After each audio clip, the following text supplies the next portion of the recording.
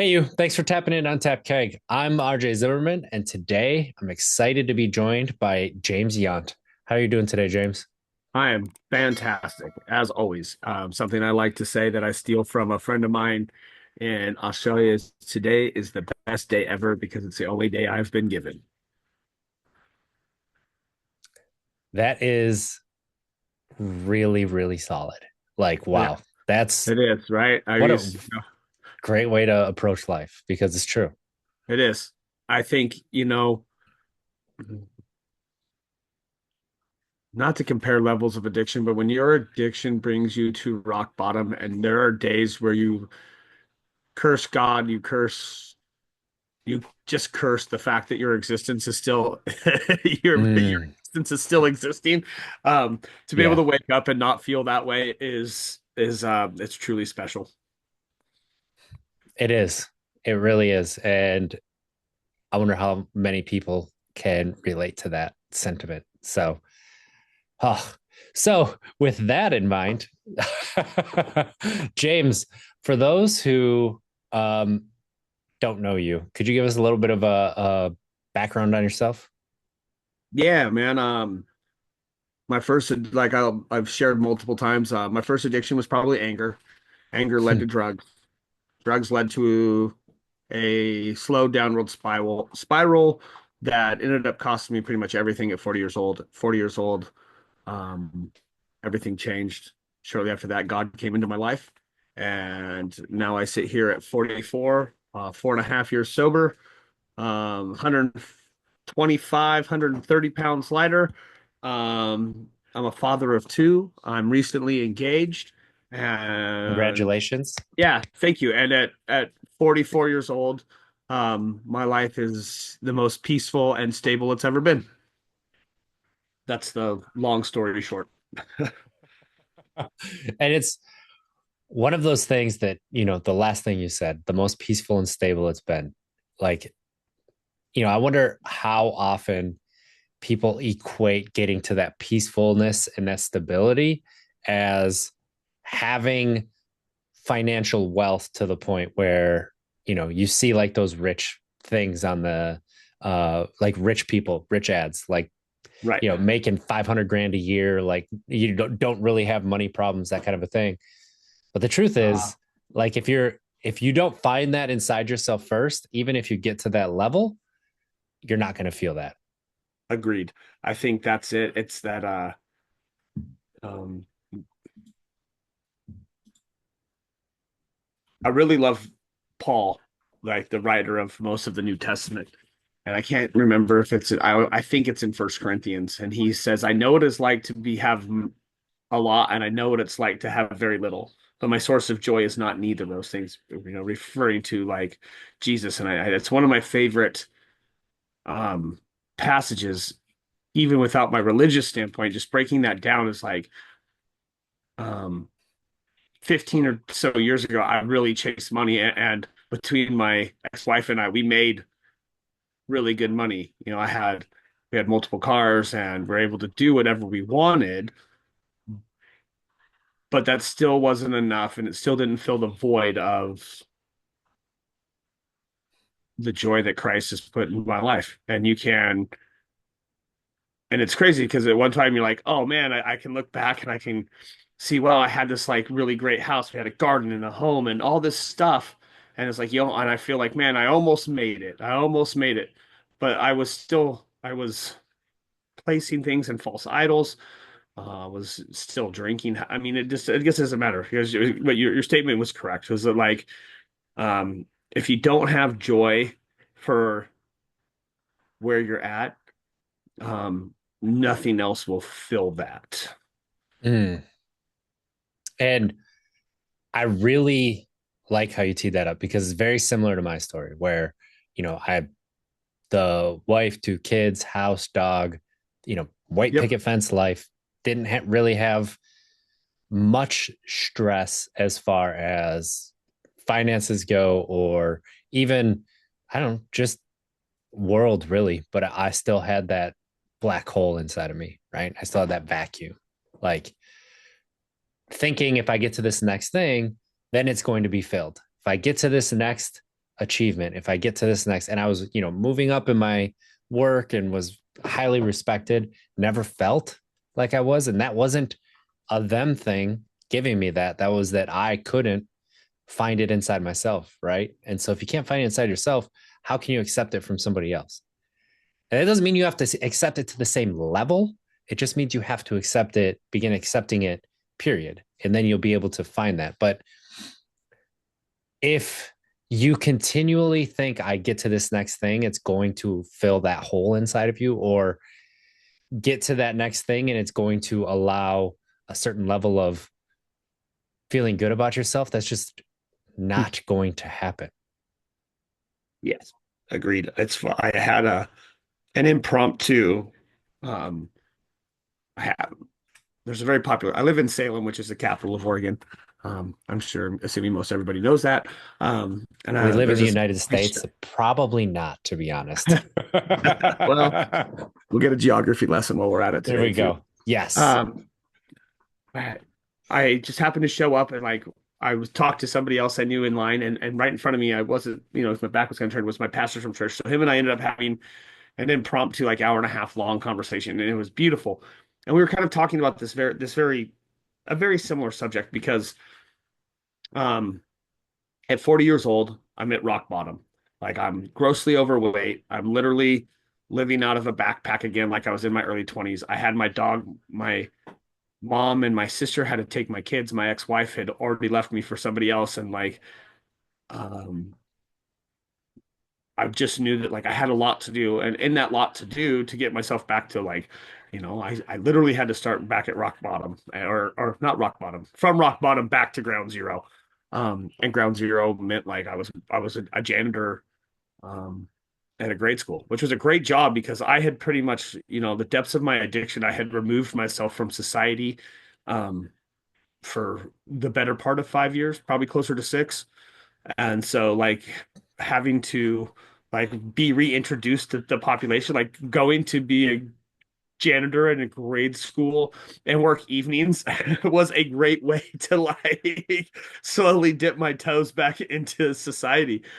And so with that said, it was like I had all these big goals to get myself back to that starting line to just to get to the starting line of the race. And I was able to, my therapist and I used the metaphor of like um, grabbing those rungs on monkey bars rather quickly.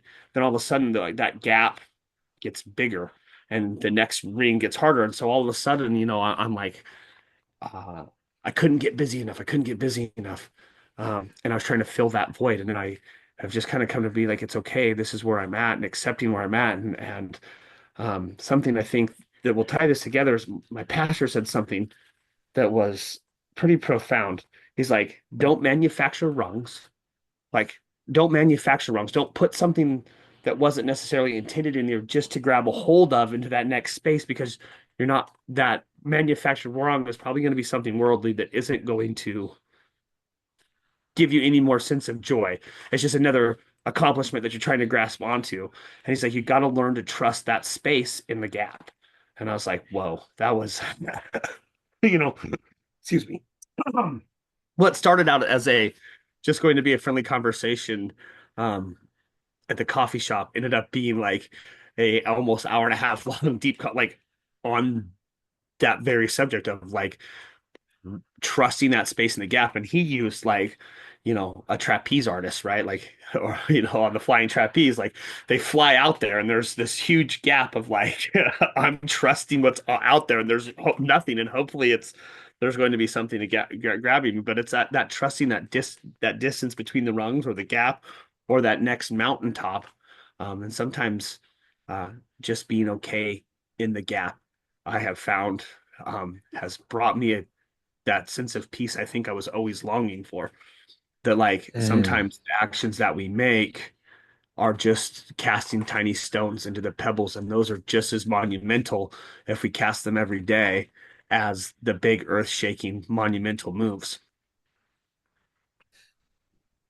It's that's so powerful. And it's that walking metaphor, like if even if you take an inch of a step, when you stop to look back, you're going to have gone farther than you realized. Just Yeah. taking that, right? And And it's not, I think like, especially as, as former addicts, like a control is always very important to us. But like, I don't know for you, I know that like I just got addicted to being busy. Like, the oh harder I yes, work, yes. the harder I work, the more I push myself, the faster I can get back to that starting line. Hmm. And sometimes it's just like, I can I can be like everybody else, like the hardest on myself, and my own worst critic. But it's like, I can look at a lot of other people who are 44 years old and they're like, well, they got this great job and they're making $250,000 a year and they have a big house and et cetera, et cetera. And I'm like, well, I feel more like I'm 25 again. Yes. And I'm really starting all over in like a little tiny place. But in the last 4 years of my life, I have accomplished more than I ever had. Like shoot, I remained sober, which is a huge deal. And then on top of that, like I got my kids back full time. And on top of that, I lost 150 pounds and I've managed to keep it off. And at 44, it's like they're not been little things and they haven't necessarily been easy. They just aren't the the fancy things that society says you need to be successful in the Western world. Hmm. And I would take that busyness that you're describing, and I would actually take it a step further to productive.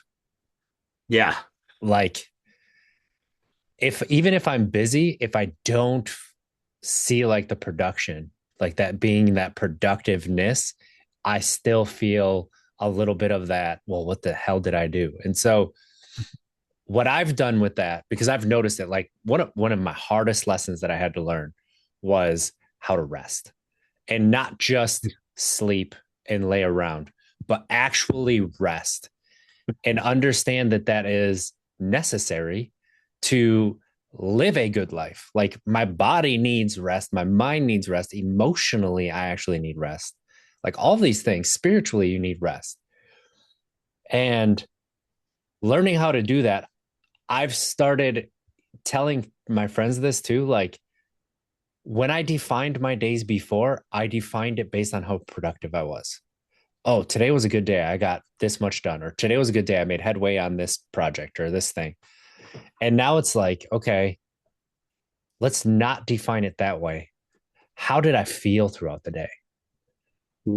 And it doesn't mean that I need to feel pleasant feelings or, positive or good feelings the entire day. It's just, do I feel like I showed up in a way that I can look back and be positive about? Yeah. Do I feel like I was true to myself and my values? Yeah. That sounds like a pretty goddamn good day to me. Amen. And I smiled for a while because I feel like you just wrote the last year of my life and or just spoke the last year of my life in about 4 or 5 paragraphs. Because um I'm the same way. Like the more boxes I could have checked in a day, um, the more I felt like my day had value. But pretty Mm, soon I found myself like white knuckling my sobriety for like say let's say the end of September through the end of November was probably the hardest stretch of time I've had remaining sober because all I was doing was checking boxes of productivity and there was no sustenance mm, to that productivity because I wasn't allowing myself to rest. I wasn't um breathing or resting because I kept feeling like, well, if I'm resting, then I'm resting on my laurels. I'm resting on what already was, but there has to be a level of appreciation. If you, I don't know if that's absolute. We'll go with appreciation because I don't know another word for right. Not necessarily resting on our laurels or hanging our hats on what we did yesterday, but a look back and going, hey, look at where you've come and accepting where you're at and still making headway no matter what that looks like, right? Having this conversation or some days because I'm trying to branch out into a new career, some days it's just making a couple of new contacts, and if that's all I get done on that's fine because that was still movement in a positive direction. It Hmm. doesn't have to be closing a deal every day or even one this month. Like if working on me closing a big deal that makes a financial blessing in my life, and it started today with, reaching out to somebody, and then we have a meeting 2 weeks from now, and that meeting leads, that's just as productive, and being okay with that. I like it's funny because so many people in my life, but it's usually the people who are closest to us, right? It's like, of course you have to say that to me. Of course you have to say that to me. You love me. You're my mom. You're my fiance. You're my child. It doesn't matter. It wasn't until I was back in a therapy session a couple months ago, and my therapist was like, "Have you ever looked at all you've accomplished in the last 4 years? Like, have you ever stopped to really look at it? Like, it's pretty impressive." And I'm like, it's like, I guess maybe it's like he's a stranger and he has, when somebody I love or somebody close to me, he says that, it's like, yeah, well, of course you have to say that. Yes, But I know you're exactly what you're talking about because I feel I do that same exact thing. Same exact thing I do. I'm like, yeah, you have to, but for a therapist to tell me that, who doesn't know me from, I'm not in, other than a small amount of money in his pocket, like he doesn't have to say those things to me. And it was like, okay. And then he made it really like because I always assumed that like something like acceptance might as well meant stagnation. And if I'm stagnant, then I'm going to go backwards. Or if I'm stagnant, then I'm not making. Mm, And he kind of like pointed out to me that like you can accept where you're at today, and you can still be like you can do both. Like you can accept and make progress forward. yes. But but part of that is also learning to rest. And it's funny that you said this, and I'm glad you're in my headphones because my fiance was like, "Why don't you just rest? Like you have time between." I'm like, "Well, if I rest right now, then the dishes aren't going to get done, and this isn't going to happen." I suck at resting. I'll be the first to admit it. Like I'm not very good at it. I'm not very good at it. I'm like I You are like my not in the minority with that. as soon as I sit down, I'm like, um, oh, but all the dishes needed done and Christmas presents need to get full. Like, and then I'm like, I'm not Hmm. resting anyway. I'm just sitting still, driving myself crazy with thought. Mm. And that, like, you said so much there that is so, it's amazing to talk about. And it's amazing. Like, you're describing like the last year of your life. Like, you and I have been on parallel paths and haven't fucking known it, right? Like, we've just Right. been, we really have been this year. And for me, it's been changing the way that I view success, right? Like, Yeah. you were just talking about, how you were looking at a successful day and everything. And like, I've changed that. Like, instead of success being what the outcome is, what my desired outcome is, I don't have control over what the outcome is. So the only thing that I have control over is how I show up, where I put myself. Do I put myself in those places? I don't have control over what the outcome is going to be, if it's going to be positive or negative, any of that. So all I can control is the spaces I'm putting myself in and the how I'm showing up myself. And I focus on that. That is going to lead me to where I want to get to. Then I also have to realize where I want to get to so I know what spaces I want to put myself in and how I want to show up and that kind of a thing. But if I start with that, like being honest about what I have control over, and okay, that outcome was not necessarily what I wanted, but guess what? I can look at it, be like, yeah, I did everything that I could. I showed up and did what I could do, and it didn't go the way that I wanted, but I don't have control over that. And you can let it go a lot easier, and it leads to that acceptance a lot um, quicker than just saying that you can accept those things. I guess like that's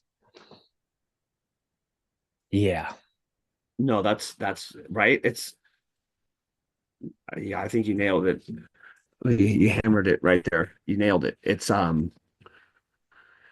like to say there's two things that we can control in this world. That's our attitude and our efforts. And everything Yeah. else is like it's how do I show up? How do I show up today?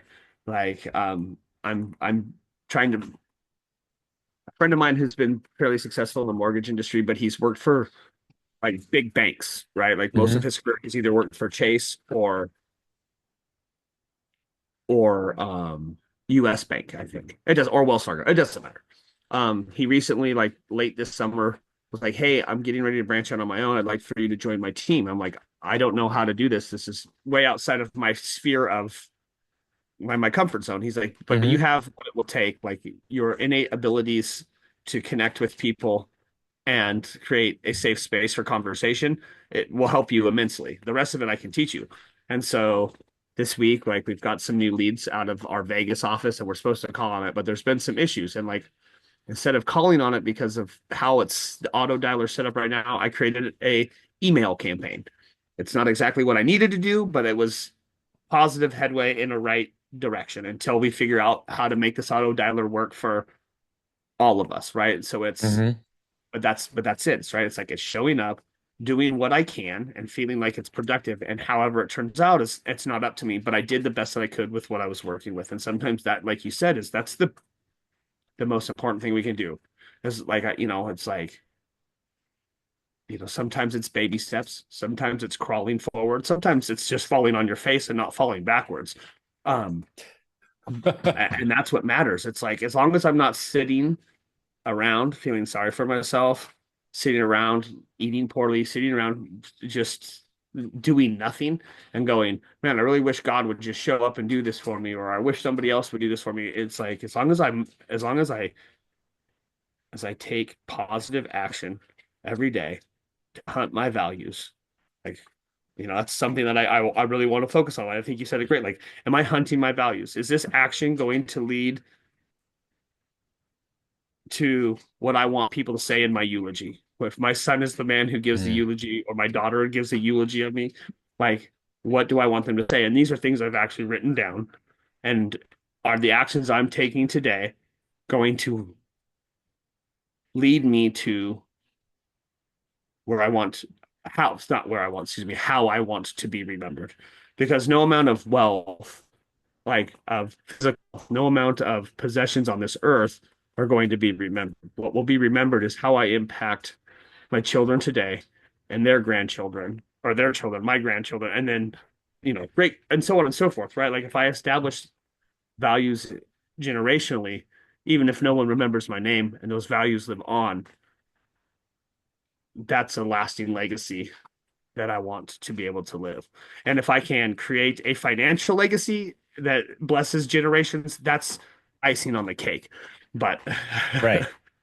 if I can end generational trauma and I can create generational values, then I'll be real happy. What what was the point where you realized that that is what you're actually searching for rather than the wealth or the external? I always had a weird view of money. Hmm. Growing up, it was what my mom and my stepdad fought about probably the most. And so I just kind of was always like, money is, I don't know, inherently bad, maybe, or it's Hmm. something that creates tension.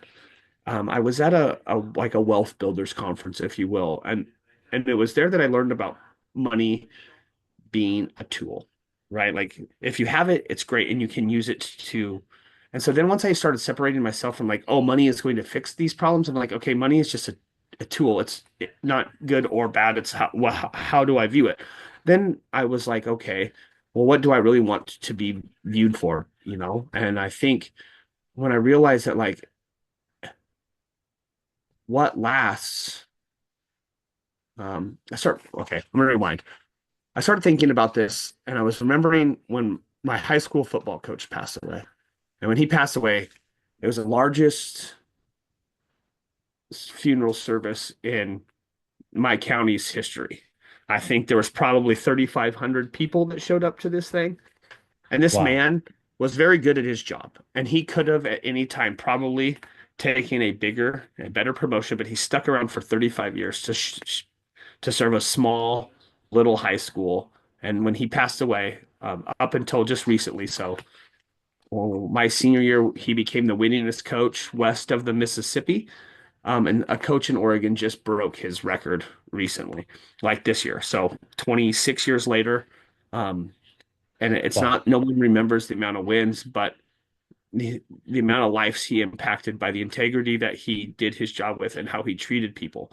And I started really thinking about that of like, he didn't die a wealthy man. He didn't have a lot, but what he did have is a legacy because of the values that he installed and he lived with. And I think that's when I was kind of writing about that in my journal. It's like, that's what I want to do. And because I tend to be an overthinker, that's something that Mm. my therapist and I have worked on is that phrase, hunting my values. Like, yep, you can have these thoughts, but if you sit here and you stay stagnant in those thoughts, or if you let those thoughts hook you and pull you out of doing things, is it actually leading you to take action to hunt your values? And we did like, what are my values? And I don't necessarily go over that, but like, well, yeah, like, no, generally it's not. So I think, learning to hunt our values. What is it that we truly value? What do we want our eulogy to say? That is what truly matters in this earth because those are the things that will actually last for generations. I mean, unless you're Jeff Bezos, which nobody else, or Elon Musk, and you have so much money that 100 generations from now will never have to work. Like, Unless they blow it, yeah, but right? even then, it'd be pretty hard to blow $250 billion. Leave it to a person, they'll do it. Yeah, 100%. But Yeah. what you're, mm, it's something to sit with because, when people say, when you're in alignment with yourself, when these things are aligned with me, when that kind of a thing, for me, what that means is like, am I in alignment with my values? Is this thing in alignment with my values? Like, is that how I'm living? Right. When I'm living that way, I feel a lot more whole than I do when Hmm. I'm not. And so when you start to understand this, right? And that's your goal because I actually saw a Instagram post today, maybe it was yesterday. The new generational wealth is passing on solid values, right? Like that's the Hmm. new, like creating that safe space, that safe environment for your kids to be able to grow and be themselves and pass those values that are important on to them is a new version of generational wealth. And I'm like, that is definitely a truth. Um, and when I find myself feeling off, feeling even in like my emotional floor drops to a lower level. It's like, okay, what am I doing that isn't in alignment with my values? What am I doing? What did I lose sight of? What's something that I could take care of, right? Sometimes it's getting back to journaling. Like, what does that look like? How can I change it to make it work for me right now? Maybe I don't have time like I used to. Or get out in nature for walks. Okay, how can I get a 10-minute walk in outside? Taking care of my body, like working out, eating right, cooking, just doing that, cooking. I know that helps my mental health. When I see that, it's like I go back to these things that I know are in alignment with what my values are. And I'm like, what could I do right now to help put me in that direction where I want to get back to? Right. Yeah, And that's the power of what we're talking about. That's something that you can take and you can use in such a powerful way that you can continue to get back to. I gotta ask, have you done ACT therapy? Mm-mm. Okay, what you've just described is ACT therapy, and I can't remember the acronym, but it's um ACT is like the third wave of cognitive behavioral therapy. And what it entails is what you just said, is that instead of trying to change our thought patterns, like traditional cognitive behavioral patterns, oh, you're having this Mm-hmm. negative thought, and we're going to change a way to like I can have so many negative, like especially because I have ADD or ADHD, probably somewhere between both. Me too. Um, I can have 10,000 negative thoughts relatively rapidly, right? And like to sit there and try to change 10,000 thoughts is is not going to happen. But in ACT therapy, we're going to say, yep, recognize that I am the context of the thought, not the content. And then I'm going to, even in the middle of like this thought storm, I am going to choose an action, big or small, that is going to align with my value. And sometimes, like, okay, I'm having a bad thought that's like just sinking my emotional floor. I'm going to send my fiance Hannah a text that says how much I appreciate her. I'm going to do a quick journal in my phone. I'm going to set my phone down and I'm just going to sit still and I'm going to pray to God for 3 minutes. Like it doesn't have to be something huge all the time, but like you said, like, okay, yep, I'm having this thought. I'm not this thought. I'm going to name it. I'm going to notice it. I'm going to name it, and then I'm going to nullify it, right? And I'm going to nullify it by choosing an action that aligns with the values that I want to be remembered for. It's it's it's one of those things that takes practice, but Hmm. once you get, but like I've been doing this for a while now, but once you get have done it like for 2 or 3 months, it becomes habitual. Like anything else, I'm a like, people will ask me regularly, like, how do I lose weight?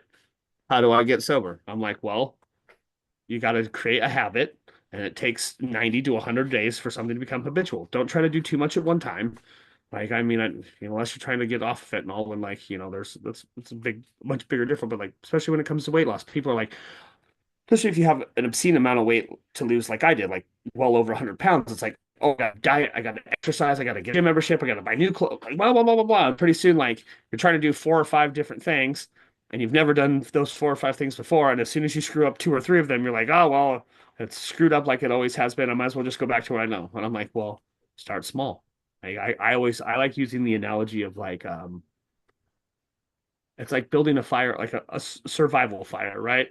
Like you got to go get some tinder and you got to get a spark. But once you get that spark to catch that tinder, then you can start adding a little bit more and a little bit more until you actually have a sustainable fire before you can actually walk away from it. So, for me, it's just been okay. Like you were saying, like when I notice that emotional floor sinking, it's usually because I'm lost in some sort of negative thought pattern. And so now I can quickly go, okay, what's this thought? I am not this thought. Name it, nullify it, and then choose an action that will help me move past it. And it doesn't have to be big, and it can be done like I can literally do it if I'm like, oh, I'm starting to be hooked by a negative thought in my car. I'm like, oh, here's a thought. I'm not this thought. Now choose an action. Like if I'm driving, it's just changing the song, putting something on that like fills me full of hope and positivity. Mm. And that's like everything that you laid out there is so useful in everyday life. And And it might seem like, oh, that's, this would have been my thought 4 years ago, right? Like, oh, that works for you. That won't work for me, right? But you don't know till you try. And so, yes, the first time you do it, it feels awkward as hell, right? it sure Like does. the first time you do anything feels awkward, even if you're decent at it. Like the first time you do it feels awkward. So when you accept that, it's like it allows you to go deeper and be like, oh, that did I actually feel good afterwards? Did it do what it was supposed to do? Yes. Okay. Then let's continue to try this, see where it goes, see how it works. Oh, it didn't do what I was hoping it would do. Okay. Do I want to try it one more time, or do I want to try something different? And in those questions and understandings, you get to understand yourself at a deeper level that now you can use in many other contexts. But it can be easy enough as starting in this one. And then you can carry that across. Yep, agreed. Hey, we it's funny how easy it is for humans, and I think this is something that everyone has experienced. How easy it is to stay stuck in the comfort of our own Mm. self-induced misery, or the misery of something that didn't even happen to us, but it happened 20 years ago and it set up a pattern of negativity. And we're just like, oh, this is the way it's always has been, and it's the way it's always going to be. And so this is all I know, and this is all I'm going to try because we're afraid of the distance. Like, don't fear we're afraid of what's in between that, like the leap and Hmm. whatever the outcome is. And because of our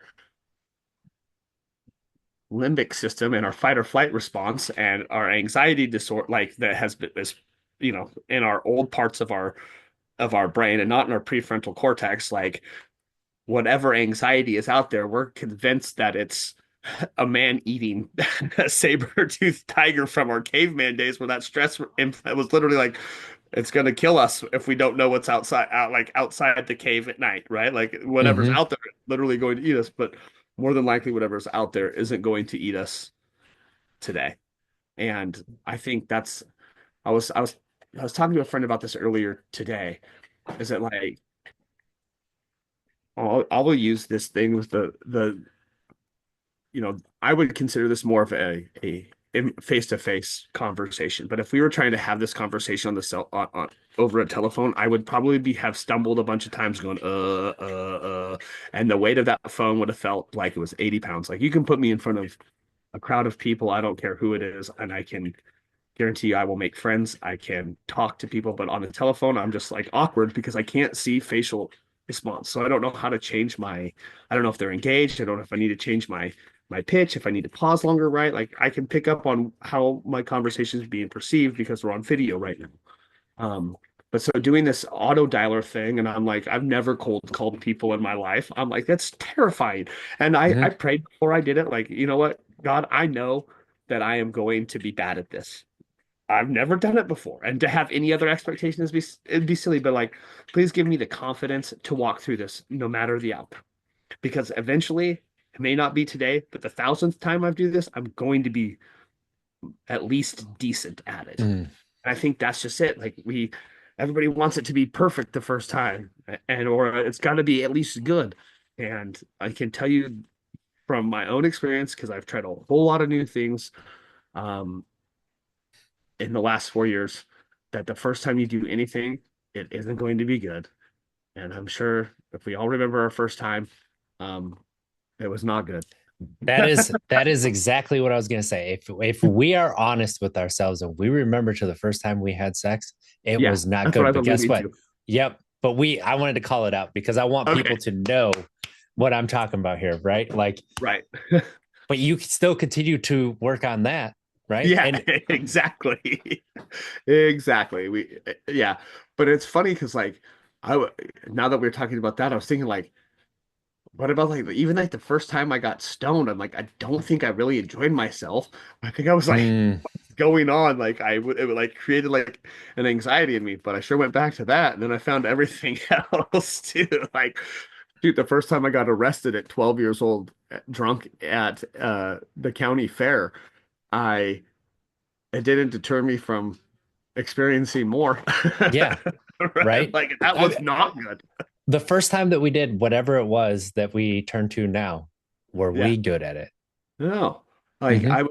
I was having a conversation yesterday at the gym and people was like, I need to get in the gym. I need to get in the gym. And I'm like, can you do 10 body weight push-ups?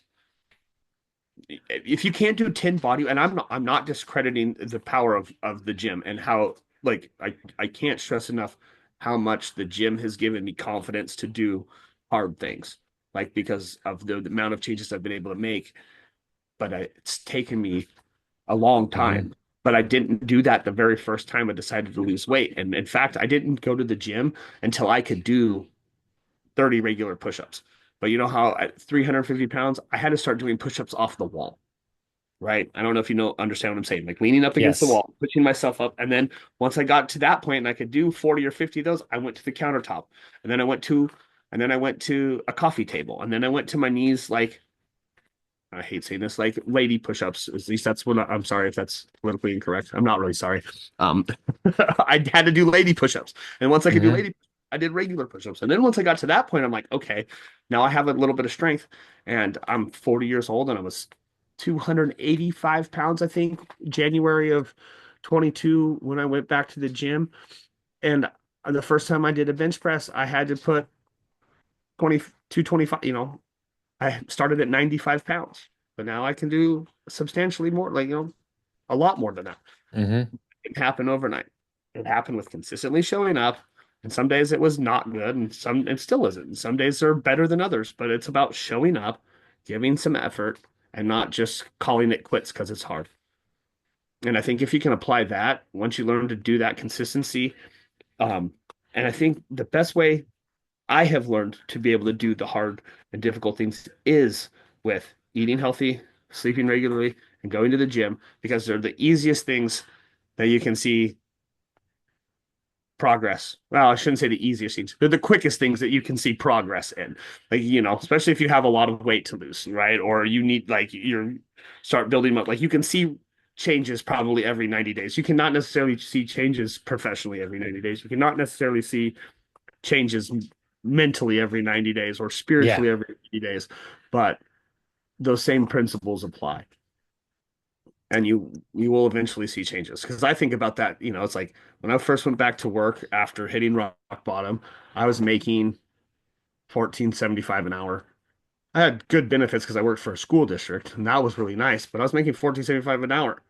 I make a lot more than that now, but it took me 4 years, and I'm Mhm. still not where I'd like to be because it's expensive to live in the state of Oregon, but I still make over $60,000 this year, and you know, I never have to worry about my power being shut off or my cell phone being shut off. I can afford my car payment and I make my rent on time. And so, you know, Yeah. That. but it takes time.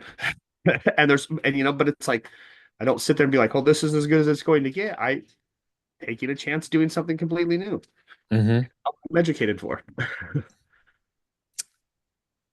And piggybacking off of everything that you just shared, is there, do you remember the time, like the first time you recognized you were feeling peaceful? Yeah, I do. And it's going to sound, I don't know if it's the first time I felt like the sustained amount of peace that I have right now, but it was probably like 6 months in to being sober. And I danced in the sunshine and I started crying because I just remember I'm just remember saying to myself, I'm dancing in the sun, I'm dancing in the sun. And I was weeping because I hadn't moved. I Mm, hadn't danced in the sun. And it was like that was like the first big, oh, I could breathe for the first time in forever. Like I felt so free.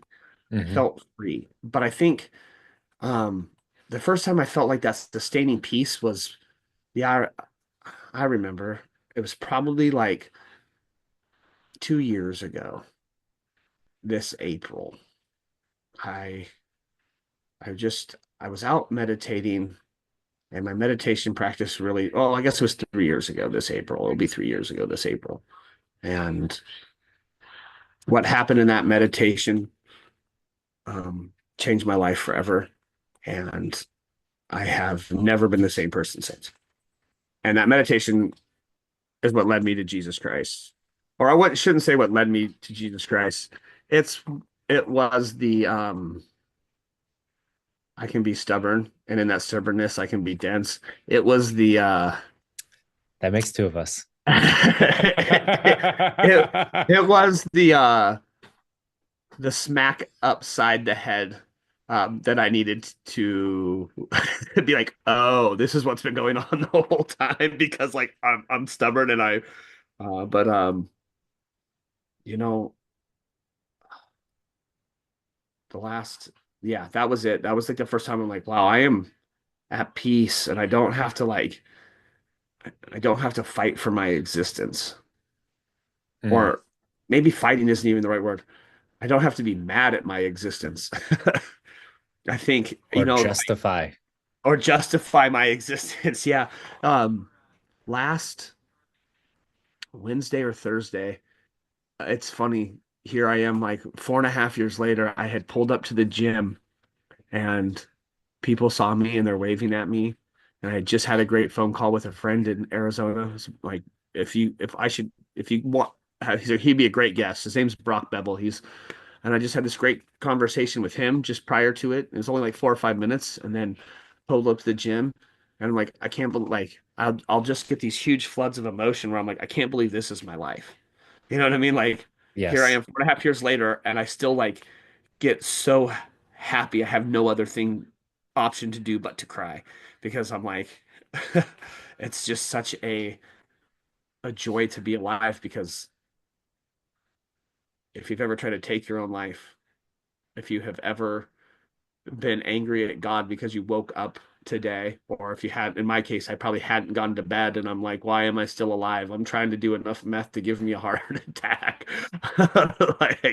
Just angry that like I exist. To wake up and not feel that way, to be excited for whatever adventure lies ahead. Sometimes still just I get overjoyed and I cry. And I really hope I never lose that feeling. Like I hope I never, ever, ever, ever wake up and go, damn it, it's another day. Because I I have lost a lot of friends, I've lost a lot of family. Um, and I think you start to get over the age of 40, you should, and I hope you do, realize how fragile existence really is, and that we're not Mm. even granted or guaranteed 24 hours. And I know that I took decades for granted and took time and people with loved ones and opportunity for granted because I was just like, oh, it'll just yeah, I missed it today. There'll be tomorrow. But then you missed, you know, then you missed that day, and then you missed that day, and then you missed showing up for that day. And the next thing you know, days or months and months or years. And so, man, I don't know. I don't know if that answers your question. It absolutely did. It absolutely did. And it was one of those that had a lot of layers to it that, if you sit and you take in everything that you just shared and can think about, I wonder if I could get to that feeling. And the truth is, you can. It's a Absolutely. matter of how you're going to move towards getting to that feeling, just like we've been talking about. I remember probably 3 or 4 years ago this October. I remember just like I was white knuckling my sobriety. I was driving myself insane with like anxiety, trying to like get a job, to get a car, to get a home, to get my kids back, to get like I just assumed like for everything to be okay, it had to go back to the way it was. Mm, You know what I mean? Like I thought like that's how I would be forgiven and how I could justify everything as if everything went back the way it was. hmm Literally driving myself crazy. And I'm like, okay, I don't know. I need something. I don't know if I don't think I really believed in I don't think I was ready to believe in God yet, but I remember being like, okay, I need something, man. Just something to give me hope. And I was listening to YouTube while I was driving, like just some speeches, and then like just right, like in the algorithm that came on was this man named Jason Redman's um, TED Talk, and it starts going on, and he starts telling his story, and I'm like, oh, this is completely unrelatable. This man's a Navy SEAL who, first of all, that's like one of the world's hardest jobs to even get. And then he talks about like surviving a literal ambush. Like the fact that he's alive is beyond, I mean, it's proof to me that there's something far greater and a creator of this universe because the dude shouldn't be alive. Well, then he starts explaining that like we all face these ambushes and we can overcome these things because everyone is going to face some sort of trauma or obstacle in their life, no matter who you are. And so he broke this thing down. And I just remember that like that was, even though his experience in life and my experience in life couldn't be any further from one another. Like what he was recovering from his near death experience and what I was covering from my near death experience are very far apart in hmm their actions. But he used words like tenacity and with persistence, and I'm like, I can do these things. Like here's this man who has a superhuman story, but he's breaking it down so simple with words that I understand that like, why can't I do this? Like, why can't I do this? And I think that's so often it's like, oh, it's meant for these other people, or this person has some like special power, or They're a little better than me. Like, no, everyone is a human. Like, maybe we all won't be David Goggins, but we can all change our lives if we keep showing up with change on our mind. And we put ourselves around Mm, people who are doing the things that we want to do, and we learn to emulate them and make it our own. Like, anyone can overcome anything. Because I have had conversations like this with people I've got to know who have overcome horrendous things from bullet wounds to sex trafficking, like who've learned to overcome. And, they have deep scars, but they've learned to overcome, and they show up and they're good human beings and they do the best they can despite of skin color, sexual orientation, poverty, all, no matter what obstacle we want to place on them, like we can overcome that stuff. It's just how hard do you want to work to get back to the starting line. And like I said before, I wasted a lot of time feeling sorry for myself to the point where it almost killed me. And I don't ever want to feel like that again. And I'm willing to, whatever tool God places in my hand, or whatever obstacle he tells me I need to climb over or I need to jump over. Like, people are like, well, how do you change? Well, God said, fill that hole up. I filled that hole up. God said, take a leap of faith. I took a leap of faith. And, sometimes I jump too soon, or sometimes I don't jump quick enough, and I got to go up. I made a mistake, get up. And anymore, I don't even bother dusting myself off. I just get going again.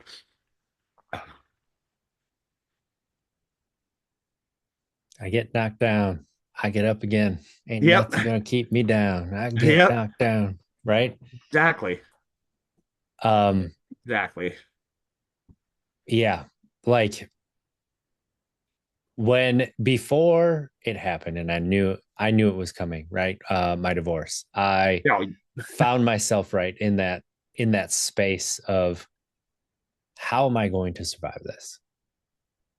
I can't live without this family, this person, right? Hmm. And in that, like giving my power away, and like this is, that victim mentality. People use it too much. It's sometimes it's hard to grasp what that is, but like basically, that just means that you're giving your own power away, how you can show up and what you can do. And slowly, when hearing other people's stories, like recognizing, oh, my brain works in a different way because I have ADHD. So the way that people say I should be going through life is great for a neurotypical, but for a neurodivergent, it's going to look different, right? So when I started to see that, I started to understand these different things about me. I started to be open to different ways of showing up. Then I find myself in a place, moved across the country, no family, no friends, getting divorced, alone, like, trying to figure out taking a 50% pay cut because the hours align with having my kids 50% of the time. And being at a place where I could feel that peace. You want to talk about a moment where, well, my superpower is that I can numb. Like I can numb everything. And I went through life numbing for a lot of it. Most of my life has been numbing. So knowing that is bringing my feelings back up to the forefront. The first time that I felt peace, I got pissed, right? I was just like, I punched my steering wheel. I'm taking my kids to school, and they're just like, Daddy, what's wrong? I'm like, oh, nothing. Daddy just forgot something. So I was mad. And so I just decided to hit my steering wheel. And they're like, okay. And I'm like, I'm back to not feeling again. I did all this work. I felt all this pain. This is such bullshit. Why did I go through all of that just to get to a space where I'm not feeling again? And then a song came on that reminded me of my ex-wife. And I had a tear that came down. And I was like, wait a second. I am feeling right now. Is this peace? Is this what people talk about as peace? This is what I've been faking for all my life, but this is actually what it is. And like in that moment, it was like, okay, now that I know what this is, I can get back to here at different moments when I need to. Right. And that's where we go to like the tools and the tips and the things that we learn about ourselves that we can use.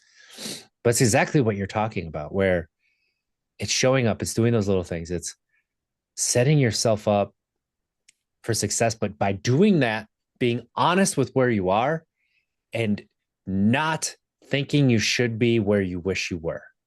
Like when you can be honest with where you are, instead of thinking you should be where you wish you were, maybe you were there at a certain time in your life and you're not anymore.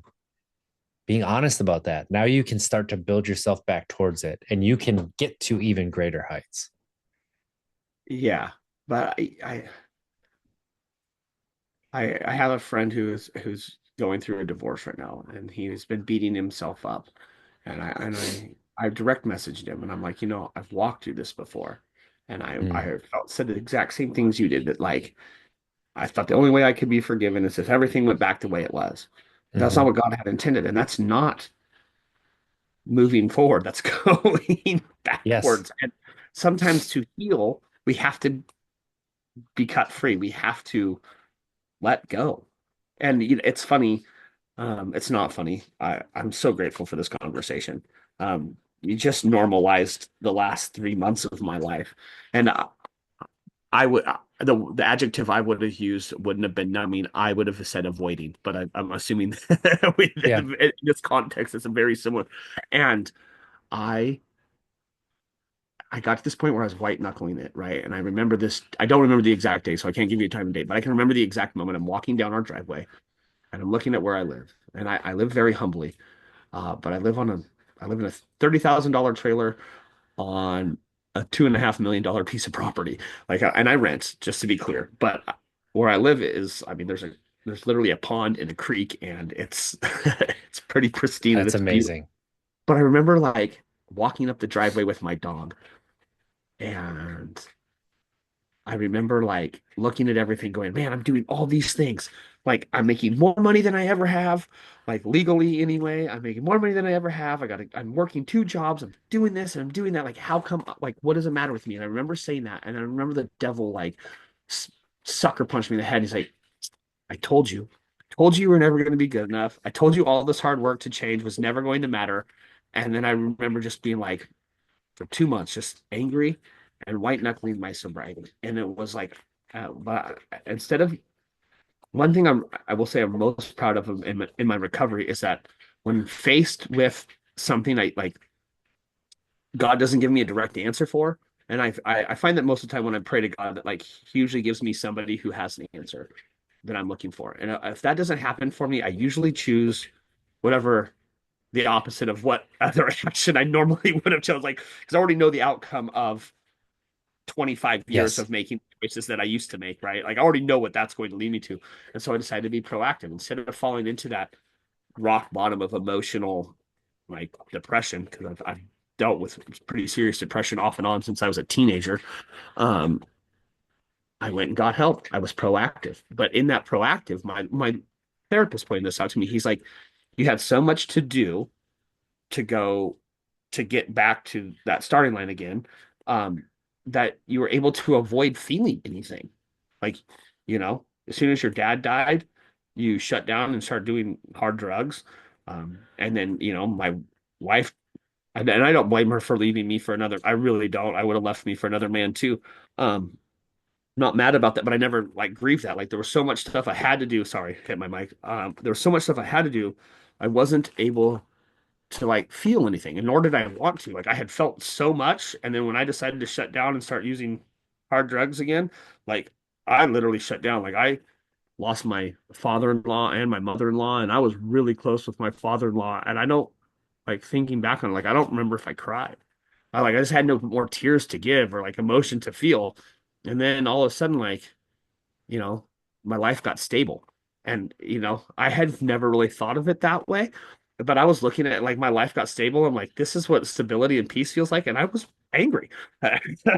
You know what I mean? Because I didn't know how to feel or I didn't know how to yeah, accept that. Like, and I feel like, the analogy that we're onions, and we have a lot of layers, and our trauma and our pain and our emotions can get like we can heal a layer in that season, but that doesn't mean that that layer isn't deeper and has mm-hmm. more sustenance underneath it. And so, yeah, and that's this new sense of peace is something that has come to me in the last like 3 months because, well, I decided to be proactive instead of allowing my emotions to take me to rock bottom again. I'm like, I got to do something different. Like, I know how to deal with my depression once it's already got the best of me, but I've never tried to cut my depression off before it got the best of me. And I knew Mm, that was going to happen because I've experienced it enough.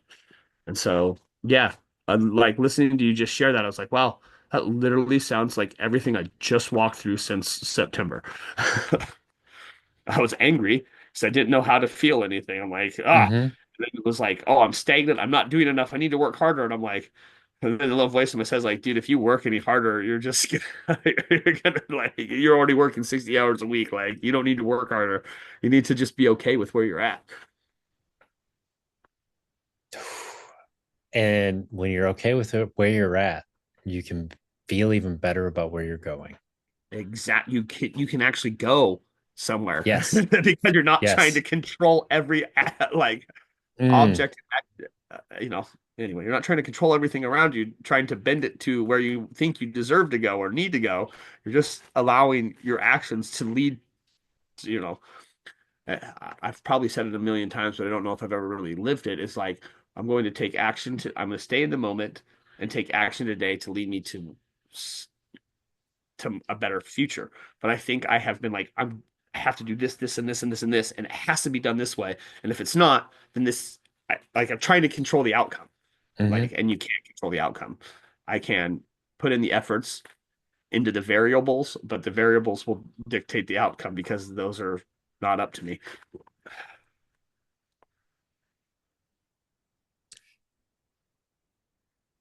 I like you and I, James, you and I could talk for another hour and a half, 2 hours. Easily, Honestly, probably six. Like just probably. going and talking about this.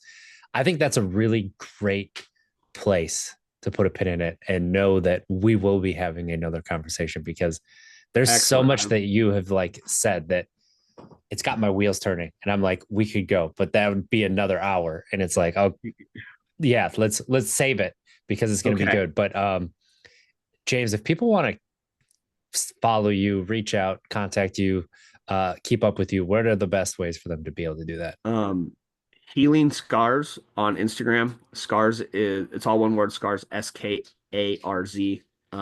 That's my Instagram handle. James Yount is on Facebook.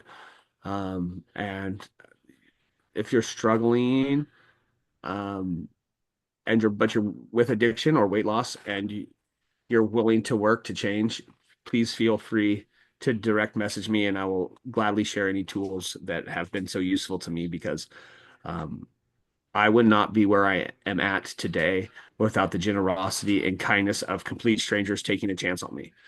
Um, Three of the most important people in my life, um, as far as I would consider my inner circle goes, or mentors go, um, I bugged on Instagram. I saw them doing, one of them, not Mm-hmm. necessarily, the other two, I saw them doing things that I really admired, and I just asked how. And sometimes I asked like a 15-year-old boy because, I just didn't know how to, but like God bless them for being patient with me. And they have shared, and I think um, learning to develop community and being charitable with our time is truly a gift that is far more value is the most valuable gift we can give. Mm. So that said, you know, that's where you can find me. I appreciate you sharing all that, James, because it's Yeah. really great stuff. And if people are honest with themselves, they haven't done as much as they think they have alone. And like almost nothing. Nothing. And The yes, concept like of self-made is bullshit. yes, absolutely. Absolutely. And that's something that um yeah, reach out because you never know the response that you're going to get. And it might You take a little bit, but agreed. you will Reach hear back out. from the people who will help you. Yep. And if you don't hear back from the first person, ask the second person. There's a lot of people. Social media can like this is how we had this impactful and amazing conversation, right? Is social Yep. media. Um, it can be it is it's a double-edged sword. It can Yes, be it can, but if you use it and leverage it correctly, it's a great tool. it It can is. connect you to people and you can develop friendships and you can learn and yeah, anyway. I appreciate you.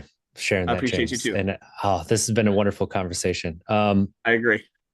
Everybody out there, share this with somebody who you know would benefit from it, because I'm sure you know one person that would really get something out of this. And please feel free to leave me a review, tell me how I'm doing, how I can improve, and let's try to be better tomorrow than we were today. Because if we don't make it, we tried. Amen. Have a great week, everybody. I love you.